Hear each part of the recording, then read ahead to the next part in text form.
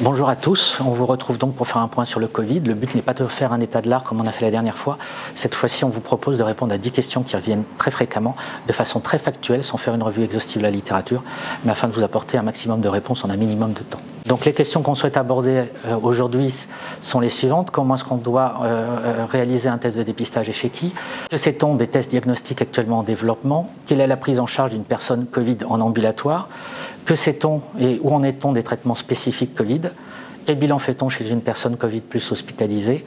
Quel traitement faut-il penser associer dans la prise en charge d'une personne qui est Covid positive? Quelles sont les places et les modalités de l'oxygénothérapie et de la ventilation invasive? Quelles sont les mesures de prévention autour d'une personne Covid plus en pratique? Comment affirmer la guérison et permettre la levée de l'isolement? Et enfin, peut-on se réinfecter?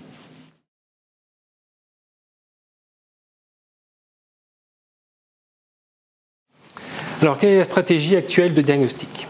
Alors, comme vous savez, les stratégies diagnostiques évoluent en fonction de l'épidémie. Et depuis que nous sommes passés à la phase épidémique récemment avec donc, une circulation active du virus dans la population, les sujets qui présentent des signes cliniques évocateurs en fait, de Covid-19 ne sont plus systématiquement confirmés par tests biologiques. En effet, il y a une nécessité de prioriser ces tests afin de mieux les utiliser.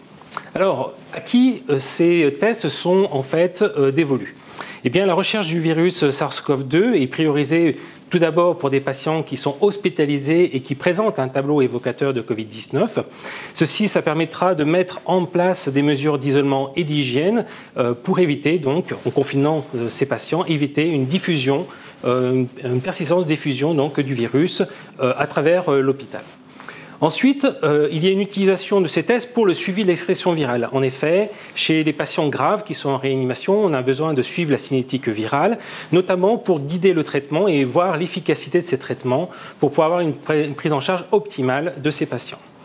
Enfin, on a aussi les professionnels de santé et les personnels des structures médico-sociales et d'hébergement qui présentent des symptômes qui sont prioritaires pour la recherche de ce virus, tout simplement pour éviter, encore une fois, une diffusion active, soit dans les hôpitaux, soit dans les structures d'hébergement de ce virus, et donc d'atteindre les patients qui sont pris en charge par ces soignants. À côté de cet aspect qui est vraiment hospitalier, nous avons également les personnes à risque de forme grave et qui présenteraient donc des signes compatibles avec le Covid-19, qui sont des patients pour lesquels il y a une nécessité de savoir vraiment s'ils sont porteurs de ce coronavirus, car ces personnes-là sont à risque de s'aggraver secondairement et d'être transférées par la suite en réanimation. Donc il est nécessaire de savoir exactement ce qu'il en est pour ces personnes porteuses de maladies chroniques. Également, il est nécessaire d'avoir une recherche pour les femmes enceintes qui présenteraient des symptômes, quel que soit en fait le terme de cette grossesse, afin d'éviter tout risque de menace d'accouchement prématuré chez ces dames. Et on a également tout ce qui est donneur d'organes, de tissus ou cellules souches hématopoïétiques, qui nécessite effectivement, à partir des donneurs, de rechercher la présence du coronavirus, car il existe toujours un risque non négligeable de transmettre ce virus via les organes ou les tissus qui seront donc donnés et donc réceptionnés chez les sujets greffés. Enfin, il y a une stratégie également qui est mise en place au sein des structures d'hébergement collectif, en fait pour enquêter autour d'un possible foyer de coronavirus. Eh bien, on va faire une recherche pour les 3 premiers patients dans le cadre de cette exploration de cas possibles.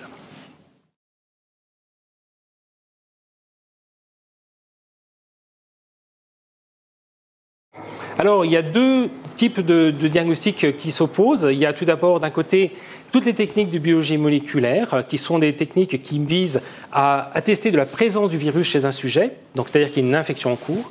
Et puis de l'autre côté, il y a toutes les techniques dites sérologiques, c'est-à-dire qu'on va rechercher cette fois-ci à attester d'une infection qui est passée chez un sujet, c'est-à-dire une immunité qui aurait été acquise au contact du virus.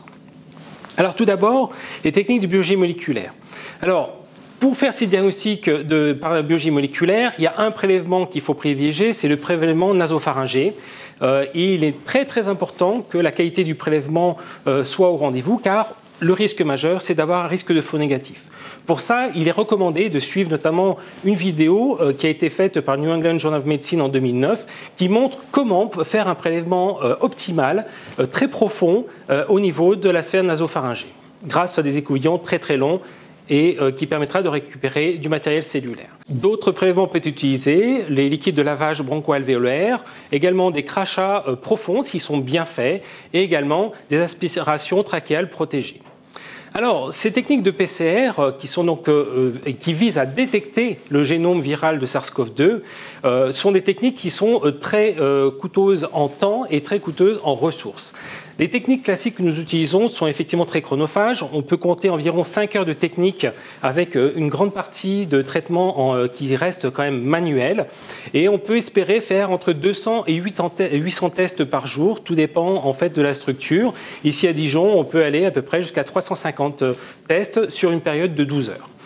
Les rendus résultats peuvent, comme par exemple à Dijon, être de moins de 24 heures, mais dans certains centres qui ont des très très gros volumes ou plus de mal à pouvoir organiser le dépistage, eh bien, on peut aller à plus de 48 heures, car effectivement, il y a une très grande latence de temps de la prise en charge au niveau pré- et post-analytique, c'est-à-dire l'enregistrement et le traitement des dossiers, puis également le rendu du résultat qui demande une expertise microbiologique qui ne se fait pas quelque chose d'automatique. En revanche, il existe des techniques beaucoup plus rapides, effectivement, qui sont entièrement automatisées, qui sont des tests malheureusement unitaires. On peut avoir un résultat en 1 heure, 1 heure et demie. Et ce qui pose problème actuellement, c'est d'une part leur disponibilité qui va bientôt être levée, mais on attend encore de pouvoir utiliser ces tests. Le problème majeur, c'est les petites séries, c'est-à-dire qu'on peut estimer qu'en une journée, on pourra faire moins de 100 tests. Donc, c'est des techniques qui doivent être réservées à des cas particuliers, par exemple des personnes qui arrivent directement en détresse respiratoire aux urgences, qui sont transférées en réanimation. On pourra, à ce moment-là, en 2 heures, donner un résultat pour savoir si ces patients sont ou pas porteurs du coronavirus. Et enfin, il va y avoir une mise en place de plateformes haut débit en 24 heures, 7 jours sur 7, qui va bientôt être mis en place sur l'ensemble des CHU français, qui pourra traiter environ 2000 tests par jour. En ce qui concerne les sérologies, et cette fois-ci, donc, je vous ai dit, c'est attester une infection passée chez un sujet. Donc, on va, pour faire ce diagnostic rétrospectif de coronavirus, on va faire un prélèvement, cette fois-ci, d'origine sanguine, alors du sang veineux, par exemple, ou du sang capillaire. Alors, le problème qui se pose vis-à-vis de ces techniques-là, c'est qu'effectivement, on ne peut pas positionner ces diagnostics rapides en première ligne. Ce n'est pas ceux qui vont attester de la présence du virus, mais une présence passée du virus, ou alors, en tout cas, depuis quelques jours. Par exemple, les détections des IgM, qui sont donc les premières immunoglobulines qui apparaissent lors de l'infection, ne seront pas détectables avant 4 ou 6 jours après le début des symptômes. Pour les détections des IgG, c'est qui sont plus protectrices, eh bien, elles apparaissent vers 10-12 jours. En tout cas, elles peuvent être détectées à partir de ces dates-là, après le début des symptômes. Alors, le problème qu'il y a actuellement, c'est qu'en fait, on peut détecter dans la majorité des cas, environ vers le 14e jour après le début des symptômes. Dans certains cas, c'est utilisable dès le 6e jour, mais la majorité des cas, c'est vraiment au bout de 2 semaines. Alors, il y a différents types de tests qui peuvent être utilisés. Il y a les tests dits rapides. Alors, ces tests rapides, qui sont des techniques immunochromatographiques, eh bien, sont des tests unitaires. Et il s'agit en fait simplement d'avoir un prélèvement d'origine capillaire. Donc, on se pique le doigt, on récupère un petit peu de sang et on a une réponse en 10-15 minutes. Le problème actuel, c'est que ces tests sont en cours d'évaluation. Il y en a beaucoup qui sont mis sur le marché, mais ils n'ont pas encore obtenu ce qu'on appelle le marquage CE, c'est-à-dire l'autorisation de marché. Alors ces tests, ils ont une sensibilité d'environ 60-80%.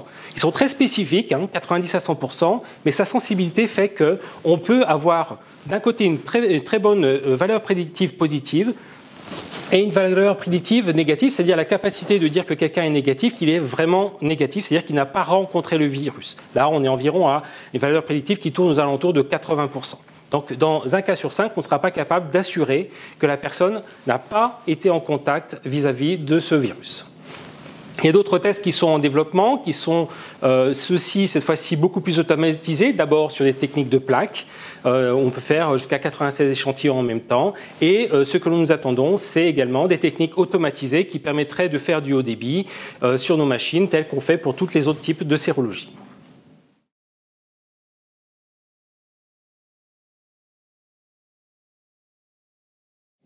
Mais un malade en ambulatoire est un petit peu difficile à prendre en charge en raison de la possibilité actuelle de le voir physiquement.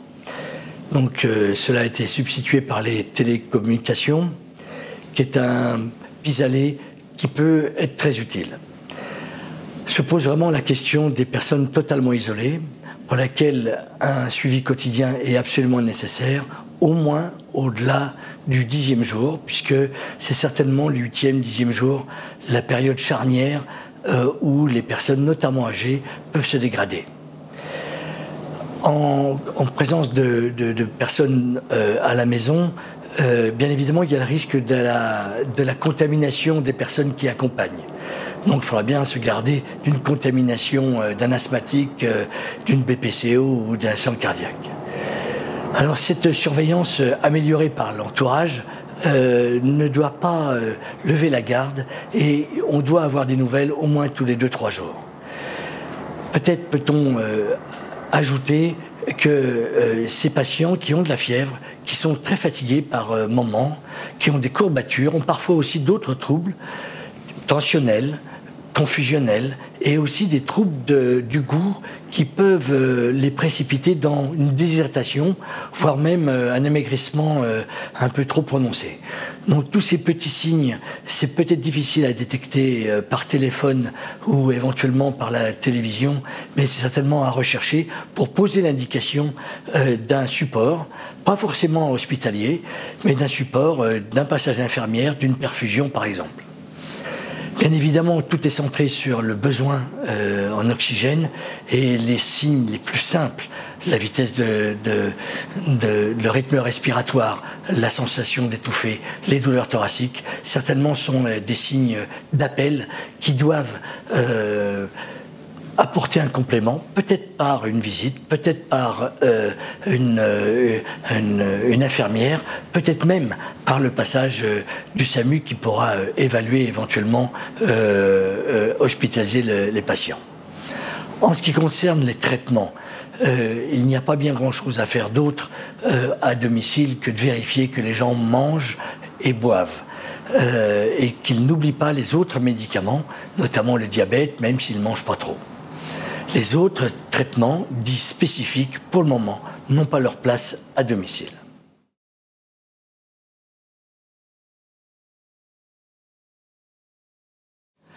Alors, où en est-on des traitements ?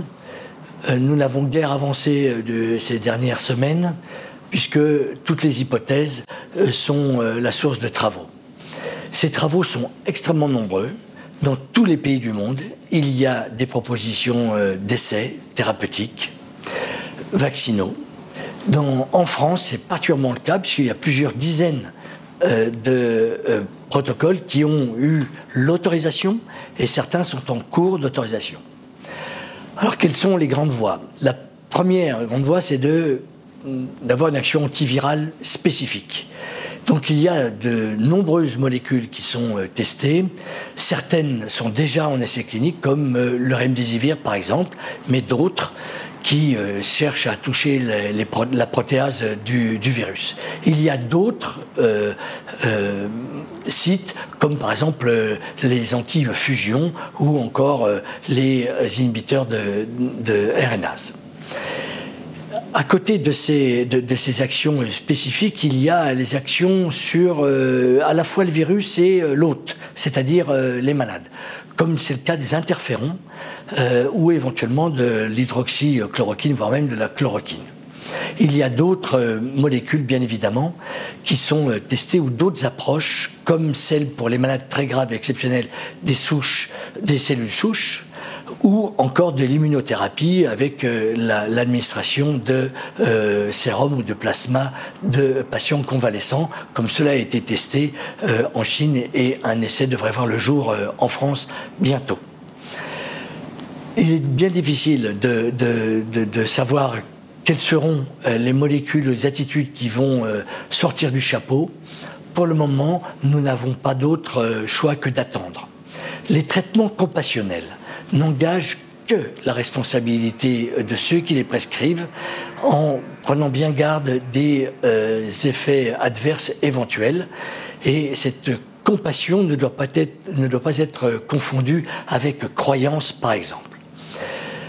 Donc, sur ces traitements, bien évidemment, s'y ajoute ce qu'on espère tous, les vaccins. Les vaccins dépendent de tout ce qu'on pourra dire sur l'immunité de la maladie. Ces essais vaccinaux, pour certains, sont en cours, qu'ils soient en prophylaxie ou en traitement, mais surtout en prévention, bien évidemment. Et là, il n'y a plus qu'à attendre les réponses des essais thérapeutiques.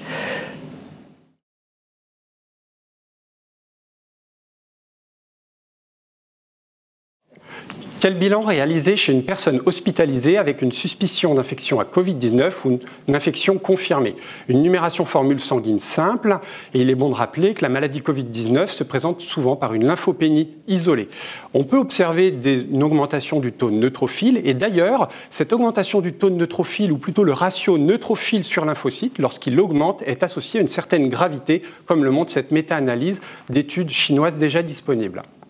Ensuite, le gaz du sang. Il n'est pas systématique, il doit être réservé aux formes sévères et éventuellement pour dépister une hypercapnie chez des personnes à risque d'hypoventilation alvéolaire, obésité, syndrome d'apnée du sommeil ou dans des pathologies respiratoires particulières.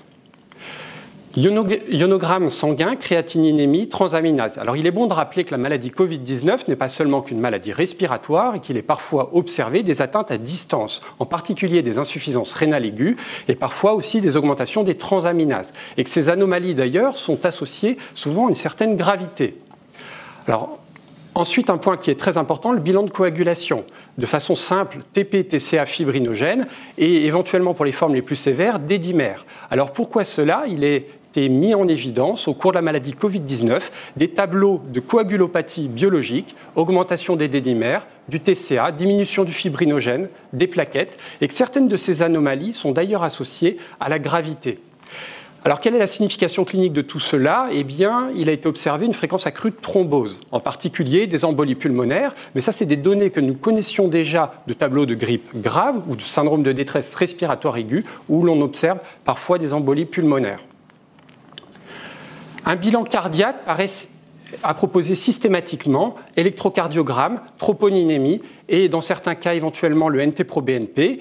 Alors, les données que nous avons déjà dans la littérature montrent que les patients infectés par le Covid-19 ont une élévation de la troponinémie dans à peu près 20% des cas, dans cette étude particulièrement, et que cette élévation de la troponinémie paraît associée à un surrisque de mortalité. D'ailleurs, assez effrayant dans cette étude, ce n'est peut-être pas les données que nous observons actuellement, mais une alerte tout de même sur cette élévation de la troponinémie.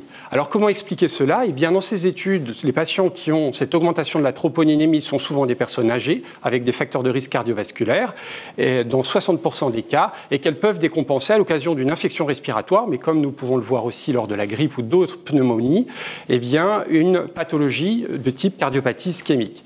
Mais il y a eu aussi de véritables myocardites virales documentées chez des personnes qui n'avaient pas forcément de facteurs de risque cardiovasculaire, donc une vigilance de ce point de vue-là.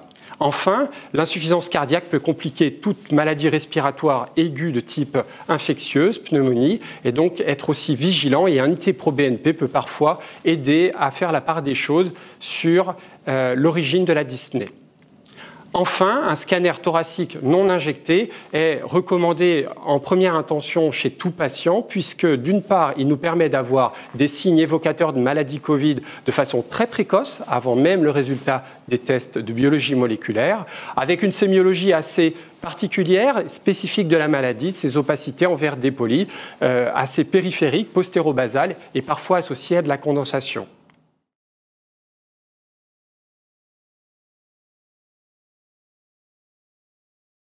Il est bon tout d'abord de rappeler qu'en probabiliste, une grippe est toujours possible et que l'épidémie de grippe, si elle se tarit progressivement, n'est pas terminée. Et donc un antigrippal, type oseltamivir, peut être proposé particulièrement aux formes graves. Ensuite, étant donné les données que nous avons obtenues sur l'hypercoagulabilité des patients qui ont l'infection Covid-19, ce surrisque de thrombose et particulièrement d'embolie pulmonaire, la Société internationale de thrombose et d'hémostase s'est prononcée et recommande chez tout patient hospitalisé, particulièrement dans les formes sévères, une anticoagulation préventive systématique. Un petit mot sur les corticoïdes. Il est tentant en effet de proposer une corticothérapie à une maladie où il y a de l'inflammation. Il est bon de rappeler que toutes les maladies infectieuses sont inflammatoires et que la preuve des corticoïdes n'a pas été apportée dans toutes ces maladies infectieuses. Alors, les corticoïdes peuvent être proposés à tout patient qui présente une exacerbation d'asthme, de BPCO ou toute maladie qui le nécessite. En revanche, les corticoïdes ne sont pas proposés à titre systématique, spécifiquement pour la maladie Covid.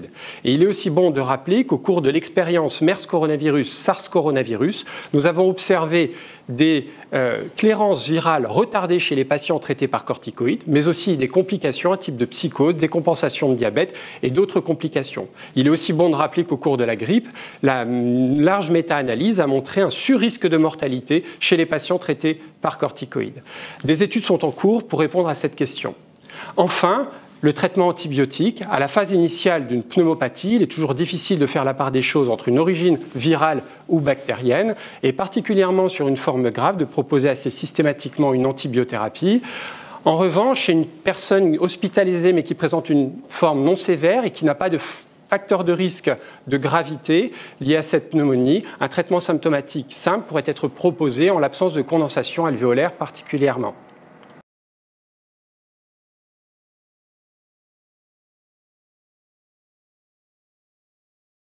Donc l'objectif est de revenir très rapidement sur la place de l'oxygénothérapie dans le traitement des patients qui sont pris en charge pour une pneumonie documentée à Covid-19. Et donc effectivement, c'est le traitement de première intention de la défaillance ventilatoire et c'est un traitement qu'on va mettre en place dès que les patients arrivés aux urgences ou au cours de leur séjour hospitalier vont avoir une saturation en dessous de 94%. La gazométrie n'étant pas obligatoire pour déterminer le moment de la mise en place de l'oxygénothérapie et une surveillance de la saturation étant suffisante en dehors des patients qui ont soit des antériorités respiratoires qui les mettent à risque de développer une hypoventilation alvéolaire au cours de l'hospitalisation, soit pour les patients qui sont au contraire hospitalisés en réanimation où il est très important de pouvoir calculer le rapport P sur F pour le pronostic et la prise en charge thérapeutique, auquel cas on fait des gaz du sang de façon itérative, mais pour les patients en médecine de ville ou pour les patients hospitalisés en secteur d'hospitalisation, on se contente de surveiller extrêmement régulièrement la saturation pour mettre en place l'oxygénothérapie qu'on débute donc quand elle est inférieure à 94 avec un débit minimum nécessaire et suffisant pour remonter la saturation au-dessus de 94%. Je dis le débit minimum nécessaire puisque au fur et à mesure qu'on augmente le débit et sans qu'on ait de documentation très précise, mais probablement au-dessus de 6 à 8 litres minute, on sait qu'on crée des aérosols et qu'on augmente probablement le risque de contamination du personnel soignant. Donc on cherchera toujours le débit nécessaire, minimum et suffisant pour corriger cette saturation. Pour les patients qui vont être hospitalisés pour des formes plus graves, on pourra recourir à des oxygénothérapies à haut débit, mais là la place est extrêmement controversée pour ne pas risquer de retarder le recours à l'intubation pour les patients qui ont une indication à une réanimation lourde. Pour ce qui est des patients quand ils vont retourner à domicile, puisque le temps de cicatrisation pulmonaire peut être un petit peu prolongé et qu'on peut avoir une indication prolongée au décours de l'hospitalisation à une oxygénothérapie, ou pour les patients qui résident en EHPAD, on peut aussi mettre en place de l'oxygène dans ces conditions en recourant habituellement au système des prestataires de santé, en sachant que les prestataires de santé sont comme toute la population générale soumis aux mesures de confinement et qu'il faut donc réguler la prescription pour vraiment se limiter aux patients qui n'ont absolument besoin et que vous avez à disposition de matériel puisqu'il faut privilégier le recours des bouteilles à oxygène pour les patients qui sont en hospitalisation, mais au domicile, vous pouvez tout à fait prescrire ou à l'EHPAD un extracteur qui permettra d'avoir en moyenne un débit qui monte jusqu'à 5 ou 6 litres et un seul modèle sur le marché qui est celui que je vous ai illustré, qui est le Platinum, permettra de monter jusqu'à 9 litres par minute. Ça s'accompagne pour une sortie au domicile exceptionnelle, par exemple pour aller à une visite de contrôle, etc., d'une oxygénothérapie en bouteille CAM à l'hôpital pour la déambulation avec un nombre limité limitée de ces bouteilles. Et puis vous avez le choix de prescrire de l'oxygénothérapie liquide.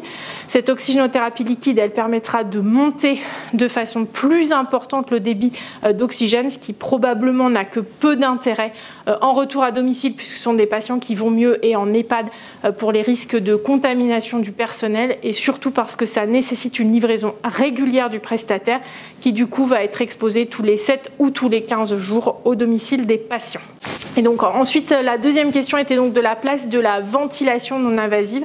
Alors cette ventilation non invasive, c'est un système qu'on utilise extrêmement fréquemment dans le traitement de l'insuffisance respiratoire aiguë, au premier rang desquels on trouve l'exacerbation de BPCO et l'OAP hypercapnique, et dans l'insuffisance respiratoire chronique pour les malades qui ont soit une pathologie restrictive, soit une pathologie obstructive. Dans l'insuffisance respiratoire aiguë hypoxémique, la ventilation non invasive a une place extrêmement limitée et elle est extrêmement débattue depuis les résultats de l'étude Florali qui a établi que dans l'insuffisance respiratoire aiguë hypoxémique, très clairement, le recours à la VNI retardait l'intubation et était délétère pour le pronostic de patients qui, dans ce cas-là, étaient porteurs d'une pneumonie aiguë communautaire en majorité.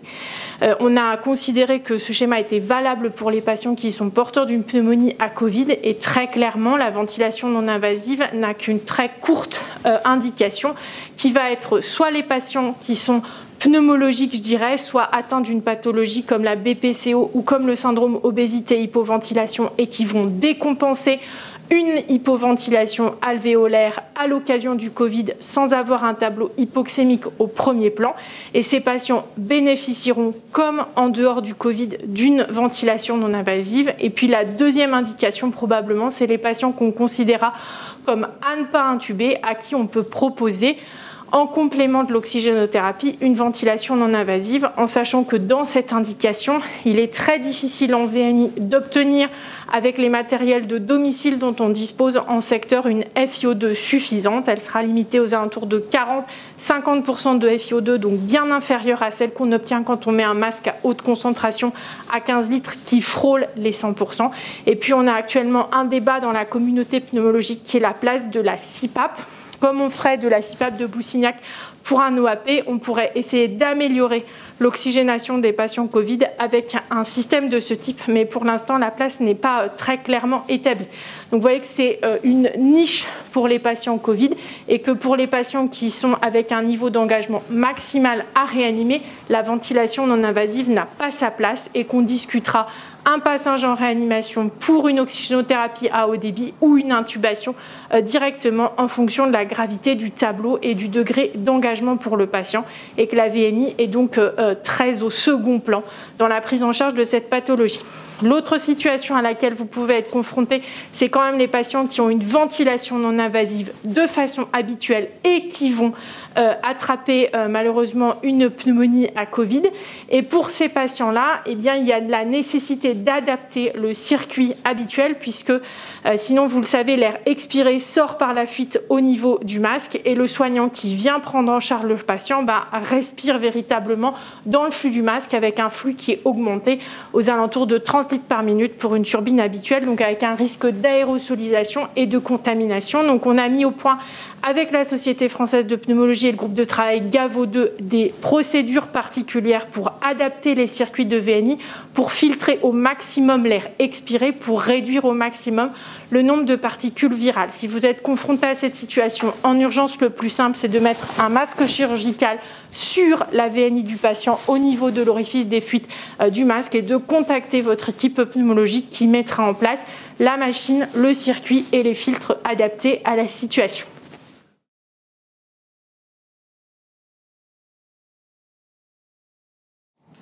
Donc, je vais vous parler en tant qu'infirmière du service des maladies infectieuses. Nous prenons en charge les patients Covid.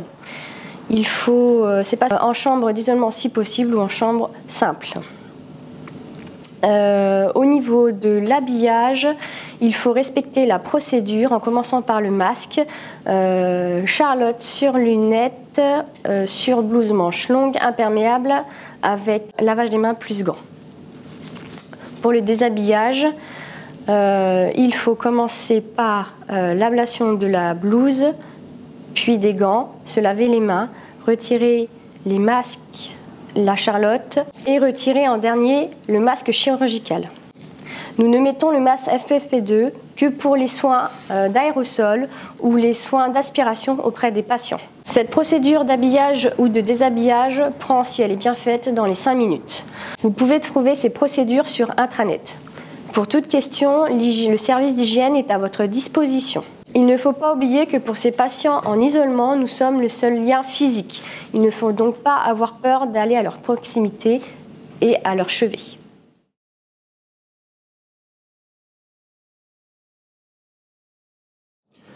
Il y a de nombreux critères de guérison. Ils peuvent être cliniques, la fièvre, les signes respiratoires et d'autres. Ils peuvent être radiologiques au sens large avec le scanner. Ils peuvent être biologiques avec la PCR. Mais attention à la notion d'expression virale qui peut être dissociée de la clinique. Et attention finalement à l'atout qui peut ne pas être un bon critère. Certains pays actuellement rajoutent la sérologie. Le plus important, c'est qu'il faut prendre en compte les délais de disparition de ces signes et combiner les différents critères. Il faut prendre également en compte les formes cliniques, asymptomatiques, non compliquées, les formes graves, d'emblée ou non, et puis bien entendu la population générale, immunodéprimée et aussi le personnel soignant. Alors, les recommandations du Haut Conseil de la santé publique sont de 3 ordres. D'abord la population générale, donc c'est à partir du 8e jour, à partir du début des symptômes, et au moins 48 heures à partir de la disparition de la fièvre. Et cette fièvre est bien quantifiée. Il s'agit d'une prise de température rectale inférieure à 37,8, 2 fois par jour, en l'absence de toute prise d'antipyrétique et depuis au moins 12 heures.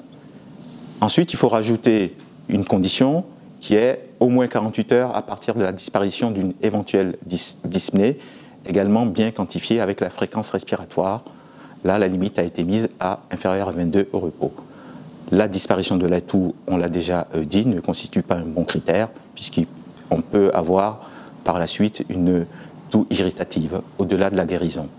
Et enfin, dans les 7 jours qui suivent la levée du confinement, il faut éviter les contacts rapprochés, mais ça, ce ne sont pas des critères stricto sensu de guérison. Pour les immunodéprimés, c'est à partir du 10e jour, à partir du début des symptômes, et au moins 48 heures à partir de la disparition de la fièvre, là aussi, c'est les mêmes critères, et au moins 48 heures à partir de la disparition d'une éventuelle dyspnée, avec les mêmes critères que précédemment. Ensuite, pour le personnel soignant, il y a également 3 catégories. Il y a le personnel soignant qui n'appartient pas à la liste des personnes à risque de développer une forme grave. Cette liste, c'est celle du Haut Conseil. Il y a les personnels qui appartiennent à cette liste. Et il y a également les personnels qui ont développé une forme grave de Covid-19. Pour ces derniers, l'évaluation est faite au cas par cas, en lien avec le médecin du travail. On peut prendre en compte les critères virologiques de levée de confinement appliqués aux formes graves.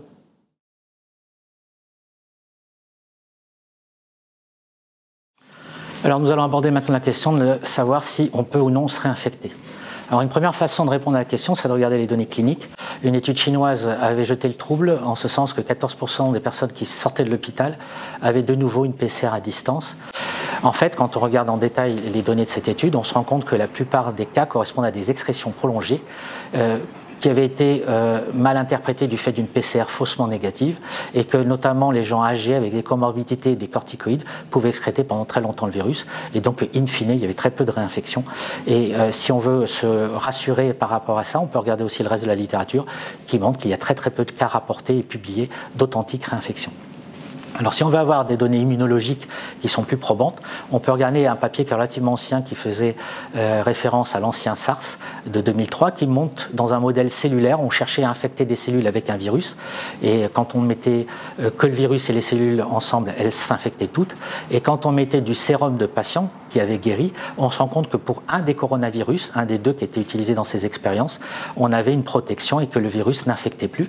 Ce qui montrait que d'une part, il y avait des anticorps qui protégeaient l'infection et qui empêchaient la réinfection par les coronavirus, mais que deux, ces anticorps ne confèrent pas une réaction croisée, c'est-à-dire que les anticorps dirigés contre un coronavirus ne protègent pas forcément contre un autre.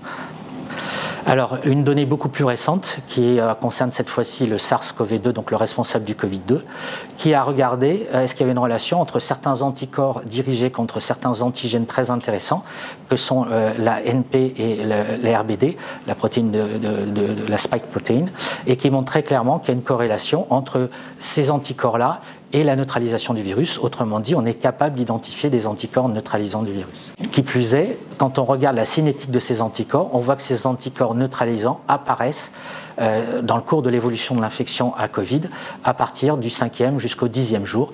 Donc nous avons des anticorps neutralisants qui apparaissent au cours de l'infection par le Covid. Et donc, au final, il est hautement improbable que l'on se réinfecte avec le SARS-CoV dans une infection Covid-19 naturelle. La réponse anticorps, elle se met en place 5 à 10 jours après. La protection n'est pas obligatoirement croisée avec tous les coronavirus, mais cette protection, même si elle n'est pas parfaite, elle est importante dans la perspective de mise au point de vaccins et d'utilisation d'immunoglobulines, notamment pour aider à traiter les patients Covid+, notamment dans l'essai Covid-Plasm qui va se mettre en place très prochainement. Bien, merci. J'espère que ce format vous a convenu et qu'on a pu apporter des réponses aux questions que vous posiez. Bien entendu, comme je l'ai dit au départ, c'est une sélection de questions et les réponses qu'on vous a apportées sont les réponses du moment, sachant que bien entendu, tout est susceptible d'évoluer en fonction de l'avancement des connaissances. Merci.